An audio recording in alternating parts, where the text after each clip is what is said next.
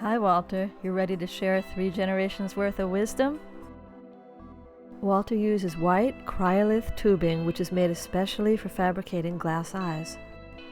He uses a typical Turingen-style torch that utilizes propane and oxygen. He'll separate just the perfect amount of glass from the main tube by carefully pulling a point.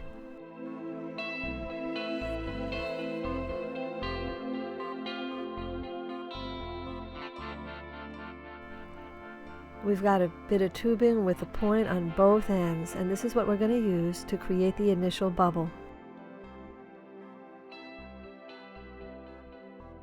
He blows the initial bubble, reheats, and then repeats this process several times.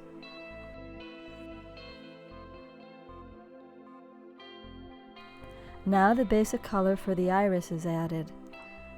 You can see that the glass rods have a nice, really dense, intense type of coloring.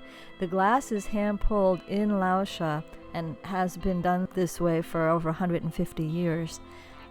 The coefficient of expansion varies from 100 to 176, so it's very soft glass with a huge span as far as its COE is concerned. The usual size of a human iris is between 11 and 12 millimeters.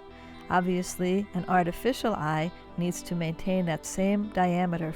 Multicolored twisties are added to add depth and sparkle, make the eyes look more realistic.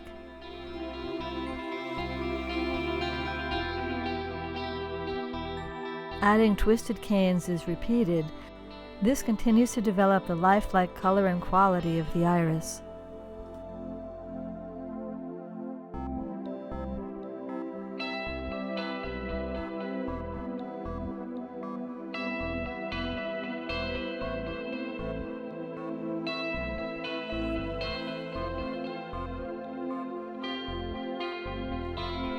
Most artificial eyes in North America today are made out of plastic, but up until World War II, the majority of the eyes were made of glass.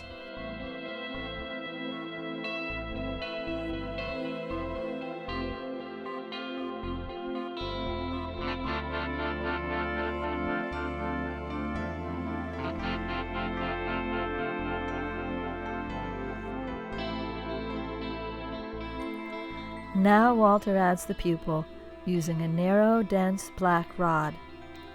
It's imperative for it to be applied exactly in the center, because if it's not, it will give a cross-eyed appearance, which is obviously undesirable. The pupil is melted in very slowly and carefully, using a narrow pinpoint flame. You can see he wants to keep the crisp edges of the pupil, and yet it needs to melt in smoothly and blend with the rest of the iris, so it's a real balancing act.